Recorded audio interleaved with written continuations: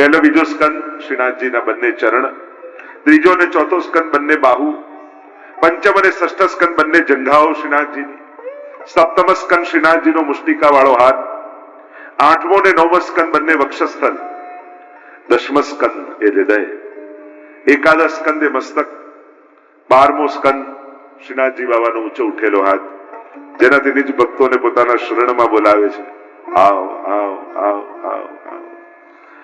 એ આશ્રય લીલા, જે જીવને આપેલું પરમાત્માનું આમંત્રણ. જો પ્રભુ બે વસ્તુ આપે, સૌથી પહેલા આમંત્રણ આપે અને શરણે જાઓ પછી અભય આપે. આ બે વસ્તુનું દાન છે. બાકી કોઈ ભગવાન બોલાવતા નથી પોતાની પાસે.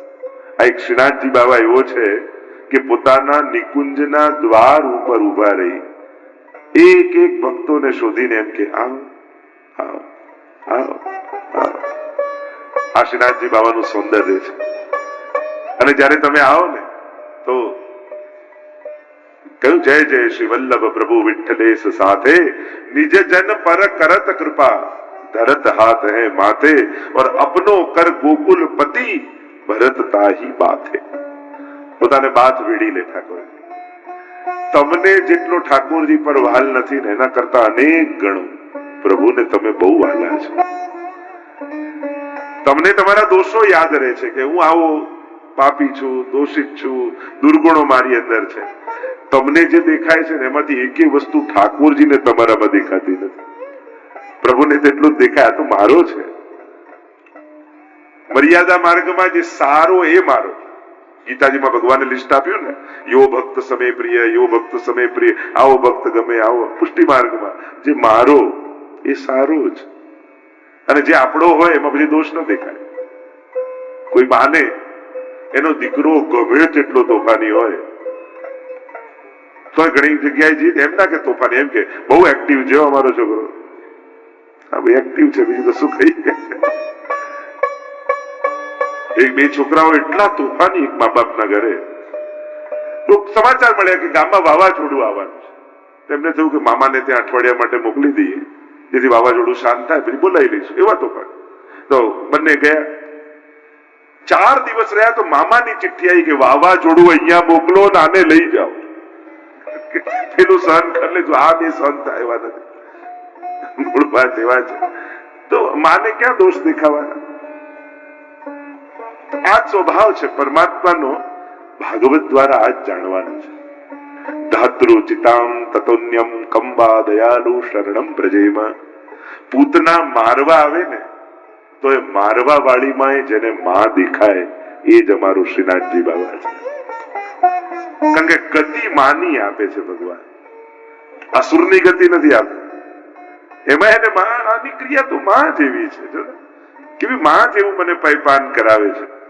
એ વિષ લગાડ્યું એ તો ભગવાન ભૂલી જાય, દેખાય નહીં. એટલે તો આંખો બંધ કરી લીધી ને કે આ બધું વિશ્વ મારે નથી જોવું. મારે તો એની જે ક્રિયા માની છે એવી ગતિ એને આપી છે. આજ શ્રીનાથજી બાબાની કરુણા ભાગવતમાં આપણે અનુભવવાની. ભાગવત સાંભળ્યા પછી એક કામ બહુ મોટું થાય, ભગવાન પ્રત્યેનો ભય જતો રહે. જે ઠાકોરજીના નામે આપણે ડરેલા હોઈએ ને એ ભય નીકળી જાય. મેં તો ઘણા ને જો જે હવે બીક નથી લાગતી હો ઠાકોરજી. પહેલા તો સેવા પધરાવતા ડર લાગતો, બ્રહ્મ સમન લેતા ડર લાગતો, પુષ્ટાવતા ડર લાગતો, સગડી ભોગ દેતા ડર, બધામાં ડર. અરે ભગવાન તો આનંદ રૂપ છે. એ દોષ જોવા થોડી બેઠો છે. પ્રભુ તો કેટલા કોમળ સ્વભાવ વાળા છે. અરે કદાચ દૂધમાં ખાંડ નાખવાનું ભૂલી ગયા, ઘરના લોકો ગુસ્સો કરશે, ઠાકોરજી ક્યારે નહીં કરે. એ તો એમ જ તારો હાથ લાગ્યો ને એટલો મીઠો છે ને, મને તો એમાં જ એની મધુરતાનો અહેસાસ થાય. ભગવાન પાત્ર જોઈને કૃપા નથી કરતા, પ્રભુ વસ્તુ જોઈને કૃપા નથી કરતા, પ્રભુ હાથ જોઈને કૃપા કરે છે.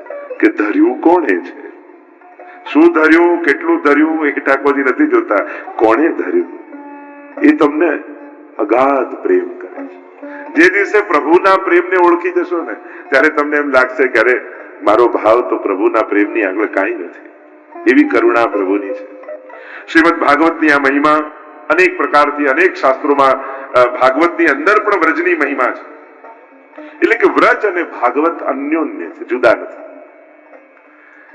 કે ભાગવતમાં મહત્તા જ આ વ્રજની લીલાને કારણે, બાકી અન્ય કથાઓ તો અન્ય પુરાણોમાં છે, પણ સારસ્વત કલ્પના દ્વાપરમાં પ્રગટેલા પ્રભુની કથા એ શ્રીમદ ભાગવતમાં છે.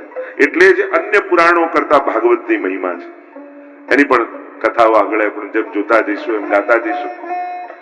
વ્રજ ભૂમિ અને જે પણ વસ્તુમાં વ્રજ લાગી જાય એની મહિમા વધી જાય. વ્રજવાસી, વ્રજ ભોજન, વ્રજ ભાષા, વ્રજ ભૂષા, જેમાં વ્રજ લાગે એની મહિમા વધી જાય. જો આ ભૂમિ છે, ભૂમિ તો બધી જ છે, સબ ભૂમિ ગોપાલ કી, पर ये तो भूमि ही गोपाल रूप है कि જ્યાં પગ મુકતા જ કૃષ્ણ કહેવાની ઈચ્છા થાય એ ભૂમિ વ્રજ છે. જેની રજનો સ્પર્શ થતા જ ગોપીઓની સુધી મનમાં આવી જાય એ જ વ્રજ ભૂમિ છે. વ્રજની ભૂમિનો જ મહિમા. ઘણી ભૂમિ જ એવી છે, આ ભક્તિની ભૂમિ છે. સ્પર્શ થતા જ ભક્તિ ભાવ જાગૃત થઈ જાય. અને એટલા માટે થોડી લૌકિકતા 7 દિવસ ઘટાડી દેજો. જેમ ઘરે રહો છો એ રીતે નથી રહેવું. આ 7 દિવસ ઠાકોરજીના નામે લખી નાખો કે અમારા 7 દિવસ પ્રભુના, અને પ્રભુને ગમે એ રીતે 7 દિવસ મારે કાઢવા છે. ક્યાંકથી મળતું હોય તો આવી ધોતી બંડી લઈ આવજો. આ ઠંડી છે એટલે મારો આગ્રહ નથી, પણ આનંદ આવશે. વ્રજવાસી બનીને ફરશો ને તો જે મળશે રાધે રાધે. ઘણા તો પગે લાગીને જશે તમને, ખાલી આ કપડા પહેર્યા હશે ને તોય. વિચાર કરો, એક ખાલી ઉપરનું વસ્ત્ર પહેરવાથી લોકો પગે લાગતા હોય તો વ્યક્તિત્વ બદલી નાખવાથી ખરેખર આદરણીય ન થઈ જઈએ, સન્માનીય ન થઈ જઈએ. એક વસ્ત્ર બદલવાથી આદર મળતો હોય, જયારે વ્યક્તિત્વ બદતો. આ 7 દિવસ ઠાકોરજીના વ્રજવાસી બનીને મુખમાં શ્રી કૃષ્ણ શરણમ મમ, શ્રી કૃષ્ણ શરણમ મમ, અખંડ જપ આપણો ચાલતો જ રહેવો જોઈએ. કોઈ ચેક કરવાનું નથી તમે લીધું કે નહીં. તમારે તમારી જાતને ભક્ત બનીને 7 દિવસ, જો ગામમાં તો એક વ્યક્તિ બનીને રહીએ, લોકોએ આપેલા લેબલો, એ પદવી હોય, પોસ્ટ હોય, બિઝનેસ હોય, એનાથી આપણને ઓળખતા હોય. અહીંયા એક ભક્ત તરીકે આપણી ઓળખાણ થઈ જાય. 7 દિવસ હું એક વૈષ્ણવ છું, એક વ્રજ ભક્ત છું, કૃષ્ણનો ભક્ત છું, કૃષ્ણનો પ્રેમ પામવા હું આવ્યો છું, કૃષ્ણને મળવા આવ્યો છું એના ઘરે. અને એટલા માટે સતત શ્રી કૃષ્ણ શરણમ મમ, શ્રી કૃષ્ણ શરણમ. બને એટલું ભગવત નામ લેજો, જેટલું ભગવત નામ લેવાય. સાથે સાથે જેને કાર્ય કરવું ગમતું હોય તો કાર્યકર્તાઓ જોડે થોડી વ્યવસ્થામાં આવી જતું. જો આ કોઈ આપણે કોઈ આમ ટૂર ઉપાડી હોય ને એવું નથી. આપણે બધા ભેગા મળી વ્રજ યાત્રા કરવા આવ્યા છીએ. કોઈ આયોજક નથી, કોઈ વ્યવસ્થાપક નથી, કોઈ ટૂર ટ્રાવેલ નથી. આ તો એક અનુકૂળતા બધાને રહે એટલે સાથે મળી આપણે ભેગા થઈને આવ્યા છે. એટલે એ જ રીતે આપણે બધા રહીશું કે આપણે બધા જ કાર્યકર્તા છીએ, આપણે બધા જ એક ભાગ છીએ આ આયોજનના, અને આપણે બધા સહભાગી બની પોતપોતાની વ્યવસ્થાને જાણી અને ઉત્તમ રીતે વ્યવસ્થા કરતા રહીએ તો આપણે બધા આનંદ માણી શકીશું. એટલે અહીંયા ભાવ લેવા આવ્યા હોઈએ ત્યારે ભાર બનીને નહીં રહેવું. એટલે આપણે બધા જ કાર્યકર્તાઓ છે અહીંયા વ્રજની ભૂમિમાં, બધા જ વિશેષ છે. તો પ્રભુમાં એટલે કે અહીંયા વ્રજવાસીઓ બોલતા હોય કે પ્રોગ્રામ બનતે हैं, बिगड़ते हैं, पर व्रज में वही आते हैं जिसे व्रजेश बुलाते हैं. તો વ્રજવાસ ઠાકોરજી બોલાવે એ વ્રજની ભૂમિમાં આવી શકે. અને આપણે બધા અહીંયા છીએ તો બસ આ ભૂમિને, આ સમયને, આ ક્ષણને માણજો, અનુભવજો. એક સ્થળોમાં રોજ જવાના છે, કાલે યમુનાજી, તો યમુનાજીનો આનંદ માણજો. જે યમુનાષ્ટક આદિમાં વર્ણન છે, કથાઓમાં સાંભળ્યું હોય એના દર્શન કરવાના પ્રયાસ કરજો. ગોકુલમાં જઈશું, ગિરિરાજજીમાં જઈશું. એક સ્થળોનો આનંદ અને અહેસાસ કાયમ માટેની એક મધુર સ્મૃતિ બની જાય કે તમે આંખ બંધ કરો એટલે તમને વ્રજ યાદ આવે. એ રીતે વ્રજને 7 દિવસ વ્રજમાં રહેજો, 7મા દિવસને વ્રજને તમે લઈને જજો.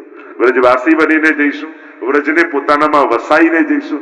2 પ્રકારના વ્રજવાસીઓ, એક જે વ્રજમાં વાસ કરે અને બીજા જેને વ્રજને પોતાનામાં વસાવી લીધું હોય એ પણ એક વ્રજવાસી છે. તો એ રીતે પણ તો વ્રજ ભાષા કોશિશ કરજો, વ્રજ ભાષા બોલવાની. જો પ્રભુને આપણે ત્યાં તો ઠાકોરજી કહે છે કે એક વ્રજવાસીને કે ગારી પર 100 આદર બલિહારી. તમારી 100 સંસ્કૃતની સ્તુતિઓ કરતા ઠાકોરજીને વ્રજવાસીની ગાળ ગમે છે. અરે કાં જા રહ્યો, વ્રજની પણ અમુક શબ્દો છે. તો ઠાકોરજીને વ્રજભાષા બહુ પ્રિય છે. એટલે આ રહ્યો હું, જા રહ્યો હું, ખા રહ્યો હું, એમ થોડો પ્રયાસ કરજો. એટલે ઘરે જઈને કોઈ બે શબ્દ બોલો તો એમને થાય કે આ વ્રત જઈને બરાબર આવ્યા છે, વ્રજનો રંગ ચડાઈને આવ્યા છે. થોડો પ્રયાસ કરો. અંદર બોલતા હોય ત્યારે પુષ્ટિ માર્ગી શબ્દોનો પ્રયોગ કરો.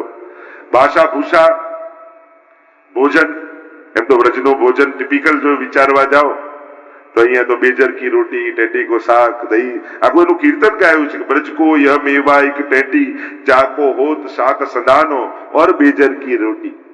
અહીંયા બેજરની રોટી, ટેટી એટલે કૈડા, જે તમે ગુજરાતીમાં કહો કૈડાનું અથાણું નાખતા હોય ને એને બ્રજ ભાષામાં ટેટી કહેવાય. આપણે ગુજરાતીમાં ટેટી એટલે પેલું ટેટી માનીએ, તો એ નહીં, કૈડા જે અથાણું નાખતા હોય ને તો એ નાના બોર જેવા આવે, એટલે એ ટેટી અહીંયાનું વિશેષ છે. અને વ્રજની બે પ્રસિદ્ધ છે, એક ટેટી ને બીજું કંકોડા.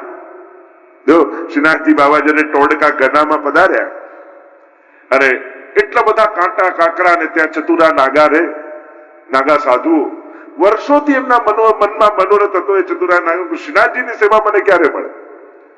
અને જયારે યવનોના ઉપદ્રવ થતા હતા, મંદિરો તોડતા હતા, ને આ તો લીલા છે પ્રભુની, ગાડા પર બિરાજીને પધાર્યા ટોડના ગનામાં, શ્રીનાથજીની બેઠક, રાસ ચોતરો હતો, બિરાજ્યા, ને ત્યારે એમને થયું કે શું આરોગાવું, અને કાંટા અને કાંકરા ઉગે શું, આટલી ઝાડીઓ કાંટાની, અને કંકોડા જોયા ઉગેલા કાંટાઓ, એ તોડ્યા. અને એટલે જ કંકોડા તેરસ આવે ને શ્રાવણ મહિના, અને લોકોને બધું યાદે બહુ રહેતું હોય, કંકોડા તેરસ, કચોરી પૂનમ, જલેબી નોમ કહીએ ને, હમણાં આવશે 24 તારીખ, એટલે ગુસાઈજીનો ઉત્સવ. એટલે ઘણી વાર હું પૂછું ને કે ડાકોર નું શું વખણાય, રણછોડ રાય, ગોટા તો ખાઈ ના આવજો. લોકો સમજતા ગોટા જ યાદ આવે, ડાકોર આવતા જ ગોટા યાદ આવે. એમ શ્રીનાથજી નું વખણાય, વ્રજ નું વખણાય, વાંધો નહીં, આનંદ કરજો. એમ તો કરાવશે બધા રોજ વિવિધ પ્રકારની સામગ્રીઓ દ્વારા, પણ આપણે ઠાકોરજીને આનંદ કરાવવાનો છે. એટલે જલેબી ઉત્સવનો દિવસ આવશે ત્યારે નંદ ગાંવની ત્યાં પાન સરોવર, અને ત્યાં નંદ મહોત્સવ કરીશું ઠાકોરજીનો, જલેબી ઉત્સવ કરીશું, અને બધા વૈષ્ણવને મહાપ્રસાદ જલેબીનો લેવડાવીશું. આ બધા ઉત્સવો કરવાના છે, આનંદ લેવાના. તો વ્રજ ભોજન, વ્રજ ભાષા, વ્રજ ભૂષા, વ્રજવાસી, વ્રજ ભૂમિ, જ્યાં જ્યાં વ્રજ લાગે એનો મહિમા બદલાઈ જાય, આપણી દ્રષ્ટિ એના પ્રત્યે અલૌકિક થઈ જાય, એવો વ્રજનો મહિમા આપણે ત્યાં ગવાયો છે. પ્રવેશ કરીએ ભાગવતના મહાત્મ્યની કથામાં. 6 અધ્યાયમાં મહાત્મ્યનું વર્ણન કરવામાં આવતું હોય છે, એવી પ્રણાલિકા અને પરંપરા આપણે ત્યાં છે. પદ્મ પુરાણને અંતર્ગત આ 6 અધ્યાયમાં મહાત્મ્યની કથા છે. 6 અધ્યાય એટલા માટે કે પરમાત્માની કથા છે. ભગવાન એને જ કહેવાય જે 6 ગુણ વાળા હોય: ઐશ્વર્ય, વીર્ય, શ્રી, જ્ઞાન, વૈરાગ્ય. અને મહાત્મ્ય 6 અધ્યાયમાં શ્રીમદ ભાગવતની શું મહત્તા છે એ વર્ણન કરવામાં આવે. કારણ કે મહત્તા ન હોય ને મનમાં એ પ્રત્યેની, તો અહોભાવ પણ પેદા ન થાય, એના વિનિયોગની પણ ખબર ન પડે, અને ક્યાંક ઉલટાનો દુરુપયોગ કરી દઈએ અને સાધારણ સમજી લઈએ. એટલે જ આપણે ત્યાં કહીએ ને, પ્રભુની મહત્તા માનીને સેવા કરવી. સ્નેહ તો હોય, ભાવના તો હોય, પણ સેવકાનામ યથા લોકે વ્યવહાર પ્રસિદ્ધ. સર્વદા સર્વ ભાવે, ભાવના કઈ ઠાકોરજી પ્રત્યે? સર્વ ભાવે પ્રભુને ભજો.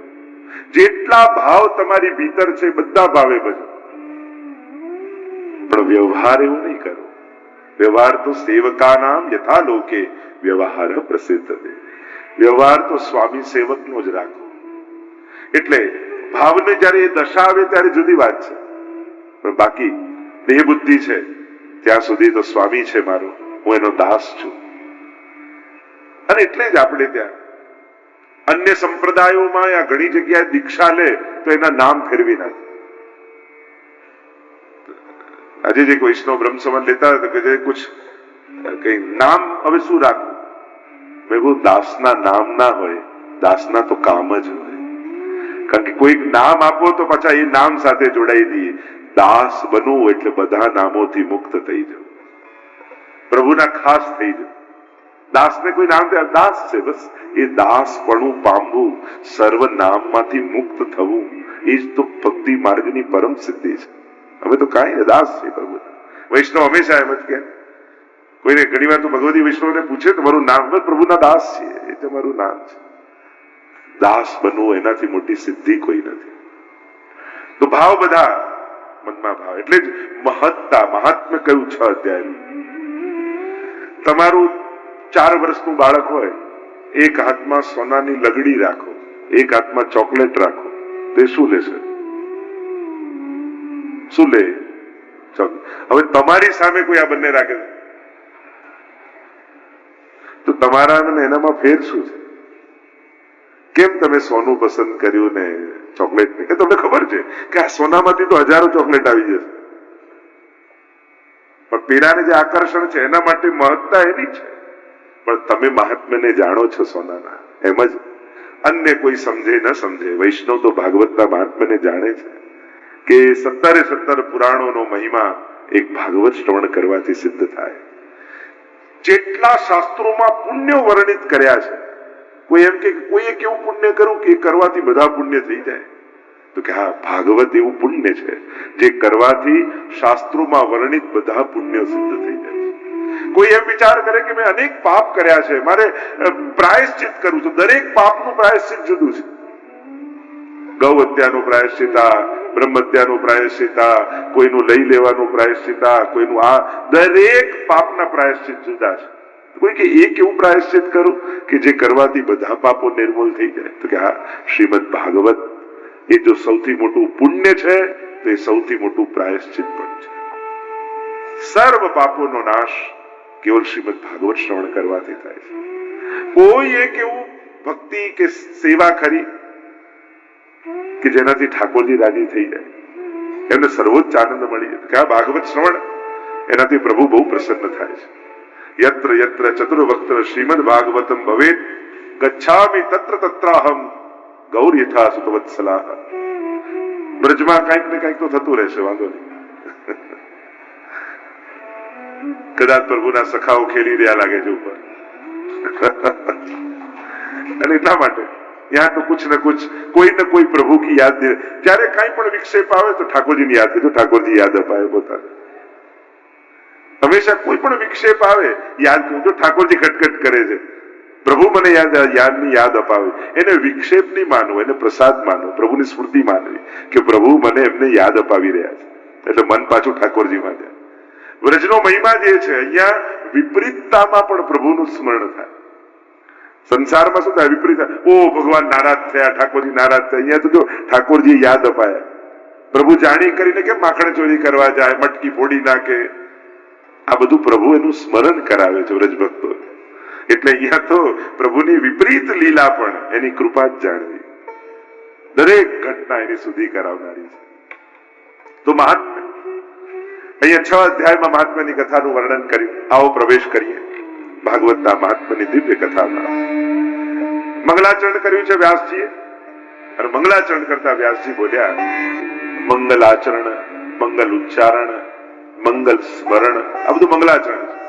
મંગલાચરણ આપણે ત્યાં એક વિધિ એવી છે, સત્સંગ કરીએ, પાઠ કરીએ, નિત્ય નિયમ કરીએ, સેવા કરીએ, સૌથી પહેલા મંગલાચરણ. જો આપણે ત્યાં સેવામાં પણ જયારે તમે યમુનાજીનું સ્મરણ કરો છો, મહાપ્રભુજીનું જગાવતા પહેલા આ બધું મંગલાચરણ જ છે. એટલે કે અમંગલ ભાવનાઓ નાશ પામે અને મનમાં મંગલ જાગે. આ મંગલ છે કોણ? તો કે મંગલ રૂપ નિધાન સાવરો મંગલ રૂપ નિધાન. આપણા જીવનમાં મંગલ કોઈ કરી શકે એવું હોય તો એક ઠાકોરજી છે. દુનિયાનો માણસ સહાયતા કરે, મદદ કરે, સલાહ આપે, સાથ આપે, સુખ તો કેવલ ઈશ્વર જ આપી શકે છે. અનેક પ્રકારના લોકો દુનિયામાં હોય સહાયક એવા. 3 પ્રકારના એમ તો સહાયક લોકો હોય. એક એલોપેથીના ડોક્ટર જેવા, બીજા આયુર્વેદિક ડોક્ટર જેવા, અને ત્રીજો હોમિયોપેથિક ડોક્ટર જેવા. આપણા મિત્ર વર્તુળમાં સહાયકોમાં 3 પ્રકારના લોકો. કદાચ કોઈ ડોક્ટર બેઠા હોય તો ગુના તો ખાલી વાત હસવા માટેની વાત. જે ઇમરજન્સીમાં મિત્રો કામ લાગે ને એલોપેથી જેવા. તત્કાલ કઈક જરૂર, આ કઈક દુખાવો છે, તુરંત એલોપેથિક દવા લો એટલે તુરંત અસર. આયુર્વેદિક વાળા સહાયક લોકો એમ કડવા હોય, તુરંત કામ હોય ત્યારે કામ ના લાગે. હમણાં નહીં અવાય, પછી અઠવાડિયા પછી આવીશ, કાલે આવીશ, પણ હમણાં તાત્કાલિક નહીં ભાવે. હા, આયુર્વેદિક જેવા ધીમે ધીમે અસર કરે, ધીમે હોમિયોપેથિક જેવા બહુ મીઠા હોય, પણ ભરોસો જ ના આવે કે આ કામ કરશે કે નહીં કરે. ઘણી વાર ગોળી કરતા જઈએ પણ એમ મનમાં કોન્ફિડન્સ ના આવે કે થઈ જશે. એમ ઘણી વાર દુનિયામાં આવા ત્રણેય પ્રકારના લોકો આપણને મળતા હોય. પણ ઠાકોરજી એવો છે ને, તમે માંગો ત્યારે નહીં આપે, તમને જરૂર હશે ને ત્યારે સૌથી પહેલો આવીને ઉભો છે. જ્યારે તમને જરૂર હશે ત્યારે ચોક્કસ તમારો વિશ્વાસ ક્યારે તોડશે નહીં. કેટલી ઘટનાઓ, કેટલા પ્રસંગો આપણે વાંચીએ છીએ, સ્મરણ કરીએ છીએ, અનુભવીએ છીએ. મંગલ રૂપ કોઈ જીવનમાં હોય અને તમે તમારું મંગલ ઈચ્છો છો, જે વસ્તુ જ્યાંથી મળે ત્યાં જ મેળવાય. સંસાર પાસે પોતાનું મંગલ, સુખ ઈચ્છશો તો મળવાનું નથી, કારણ કે એ આપી શકે એમ નથી. એની ઈચ્છા નથી એમ નહીં, એ અસમર્થ છે. અમુક વસ્તુ માટે સંસાર અસમર્થ છે, કેપેબલ નથી. ઈચ્છવા છતાંય એ કરી નથી શકતો. સામર્થ્યવાન તો કેવલ ઈશ્વર છે. એટલે મહાપ્રભુજી આજ્ઞા કરે